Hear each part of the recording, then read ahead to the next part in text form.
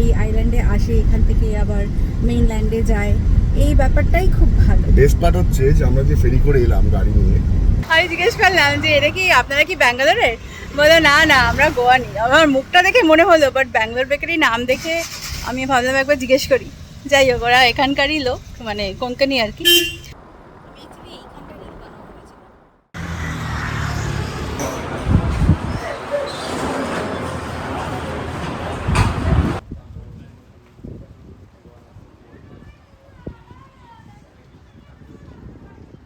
মাথা মন সব কিছু ঠান্ডা করে তারপর আমরা ক্যান্ডোলিমে যাব।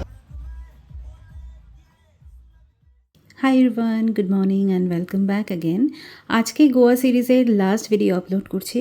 তো সকাল সকাল আমাদের ব্রেকফাস্ট হয়ে গেছে আর আমরা একটু রেডি হয়ে বেরোচ্ছি ডিভার আইল্যান্ডের জন্য।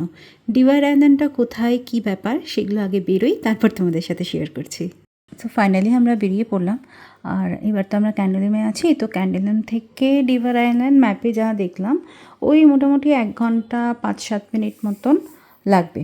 মিনিট 15 মতন একটা কিউতে আমাদের দাঁড়াতে হলো, কারণ সামনে বেশ কিছু গাড়ি ওয়েট করছিল ফেরির জন্য, আর আমরাও একই সাথে ওয়েট করছিলাম।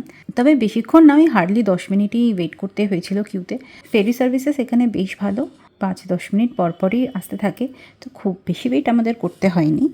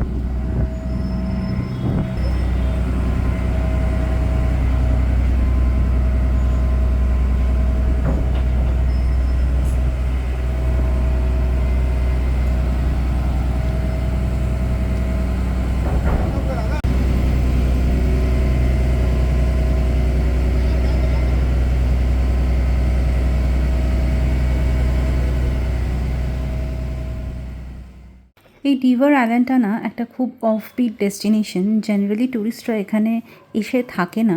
গোয়ার মান্ডেভি রিভারকে ক্রস করে এই অফবিট ডেস্টিনেশন ডিভার আইল্যান্ডে যেতে হয়।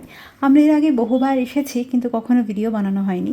তো ভাবলাম এইবার যখন আসছি তখন তোমাদের সাথে পুরো এক্সপিরিয়েন্সটা শেয়ার করি। তাই এইবার যখন আসছি ভাবলাম তোমাদের সাথে আমাদের পুরো এক্সপিরিয়েন্সটা শেয়ার করি। এই ডিভার আইল্যান্ডের না ইন্দো পর্তুগিজ হিস্ট্রি আছে, সুন্দর লাশ গ্রিন ল্যান্ডস্কেপস আর একটা গ্রামীণ পরিবেশ।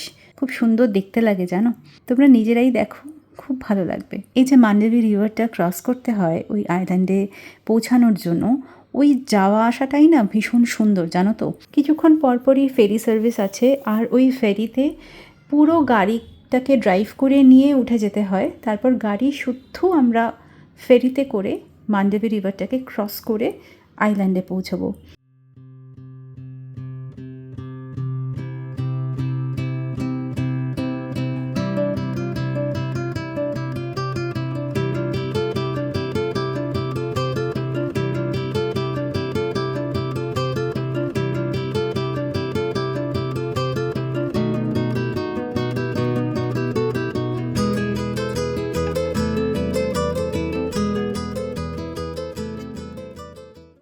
আমরা এই ডিভার আইল্যান্ডে এবার জাস্ট ঢুকলাম। ব্যাপক ভিউটা এত সুন্দর, এখানে দুদিকে ক্ষেত, তার মাঝে সরু রাস্তা। এটাতে আমরা আগেও এসেছি অনেক দিন আগে, যখন এই গাড়িটা আমরা ফার্স্ট কিনেছিলাম 2022-এ মোস্টলি, ওই সময় এসেছিলাম, এই গাড়িটা নিয়ে এসেছিলাম। তখন ভিডিও করা হয়নি, বাট এতটাই সুন্দর এটা, ভাবলাম যে আরেকবার যাই। তোমাদের একটু দেখাই কিরকম জায়গাটা। তো নর্মালি এখানে খুব একটা টুরিস্ট আসে না, যারা জানে তারাই আসে। আর অনেকে আবার ফেরিতে গাড়ি নিয়ে যেতে ভয়ও পায়। তো দ্যাট কেস আমার ওসব চাপ নেই, তো ওই জন্য আমি চলে এসেছি। বেস্ট ভালো। পার্ট হচ্ছে এখানে আসাটা, মানে এই আইল্যান্ডে রিচ করাটা মান্ডাভি রিভারের ওপর দিয়ে আসতে হয়। আর এই ফেরি সার্ভিসটা থাকে সবসময়, দিয়ে কিছুক্ষণ মানে 5-10 মিনিট পর পরই এই সার্ভিসটা থাকে।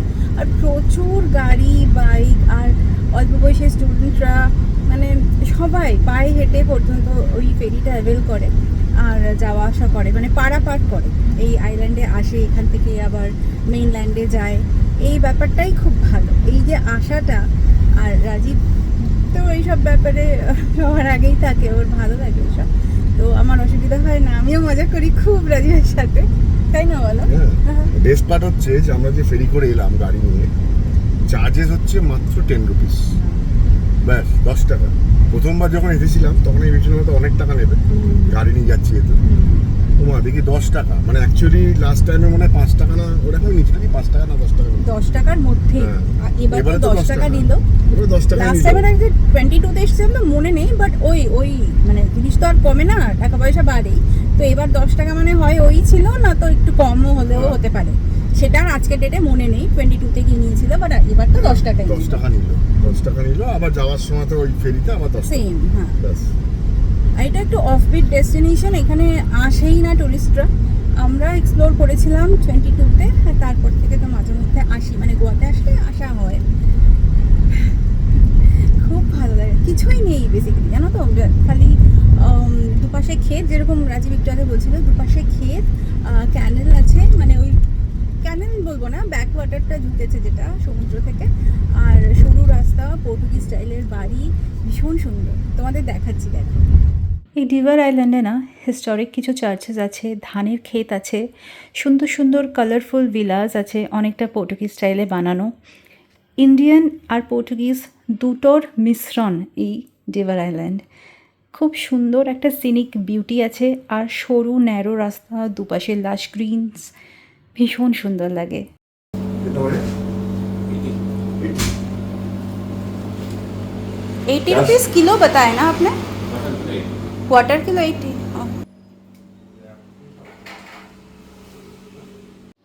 ডিভার আইল্যান্ডে আমি আগে কখনো বেকারি আইটেম কিনিনি, বাট এখানে দেখলাম প্রচুর ভিড় ছিল। আমরা যখন গাড়িটা পার করছিলাম তখন জিজ্ঞেস করলাম একজনকে, বললো এখানকার এই বেকারিটা খুব ভালো।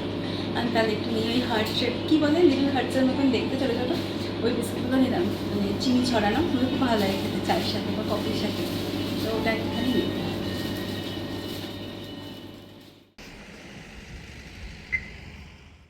বেকারির নামও কি, ব্যাঙ্গালোর বেকারি।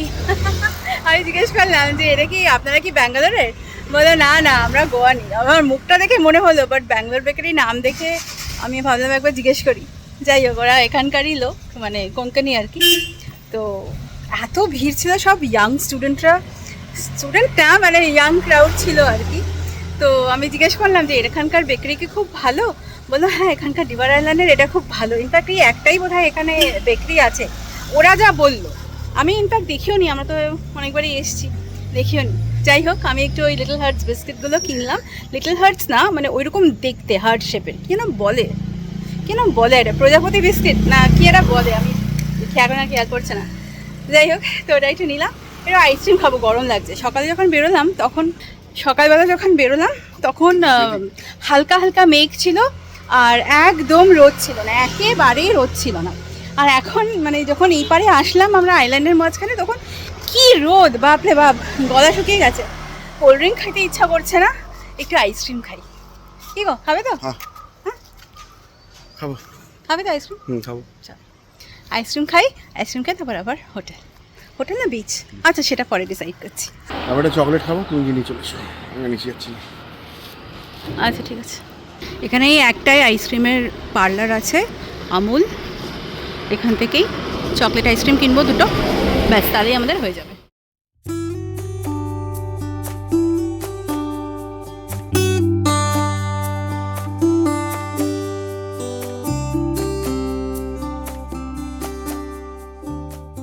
ফেরার পথে আমি আর রাজীব একটু ফটো তুলছিলাম, একটু রিল শ্যুট করছিলাম।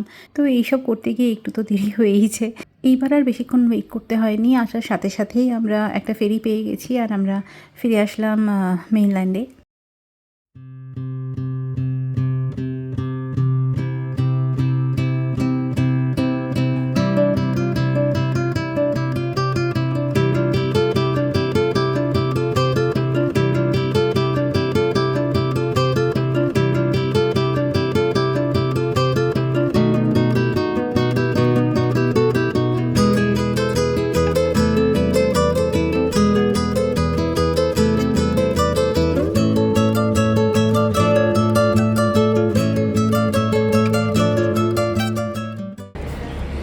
ডেভার আইল্যান্ড থেকে আমরা ফেরার পথে এই রেস্টুরেন্টটা দেখলাম, এখানে গেলাম। গরম লাগছে খুব আর কি, আইসক্রিম খেলাম তখন, কিন্তু তারপরে যেন গরমটা আরও বেশি লাগতে শুরু করলো। যাই হোক, আমরা এই একটুখানি ড্রিঙ্ক মকটেল নিলাম, এটা খাবো, একটু গলা ভেজাবো, তারপর আবার রওনা হবো। এরপর আমরা ক্যান্ডোলিমেই যাচ্ছি, আজকে তো শেষ দিন আমাদের, তো রাজীবকে তো আটকে রাখা যাবে না, সেজন্য আর কি এখানে একটুখানি ঠান্ডা করবো নিজেদের, মাথা মন সব কিছু ঠান্ডা করে তারপর আমরা ক্যান্ডোলিমে যাব। আজকে সন্ধ্যে থেকে রাত অবধি ওখানেই থাকার প্ল্যান। রাজীবকে তো আজকে জল থেকে তোলা মুশকিল হয়ে যাবে। রাজীব মানে কী বলবো, Rajiv is such a water baby, আমি কী বলবো আর ওর কথা। ও ভীষণ জল ভালোবাসি, ভীষণ। আমি যত মানে কম যাই জলে, আমি সুইমিং জানি না, তাই রাজীবকে ঠিক তার উল্টো। যাই হোক, তাড়াতাড়ি এটা শেষ করি, তারপর ক্যান্ডোলিমে গিয়ে তোমাদের সাথে আবার আমি কথা বলছি। গোয়াতে আসলে কীভাবে যে সময় কেটে যায় বুঝতেই পারা যায় না। অনেকক্ষণ হলো আমরা ক্যান্ডোলিম বিচে ফিরে এসেছি রিভার আইল্যান্ড থেকে। রাজীব যথারীতি চলে গেছে শেষবারের মতন সমুদ্রে একটুখানি স্নান করে নিতে, কারণ কালকে তো আমরা ফিরে যাচ্ছি। আজকে সন্ধ্যাটা যেমনটা বলেছিলাম রাত অবধি এখানেই থাকবো, আর কোথাও যাবার প্ল্যান নেই আমাদের, জাস্ট একটু রিল্যাক্স করব। আজকে ডিনারটাও আমরা এখানেই সারবো। আমরা সানসেটগুলো একেবারেই মিস করি না, ওগুলো খুব ভালো লাগে আমাদের দেখতে। তো আজও তাই একই রকমভাবে সানসেট দেখলাম, আর তারপর এখন পুরো সময়টাই এখানে কাটাবো।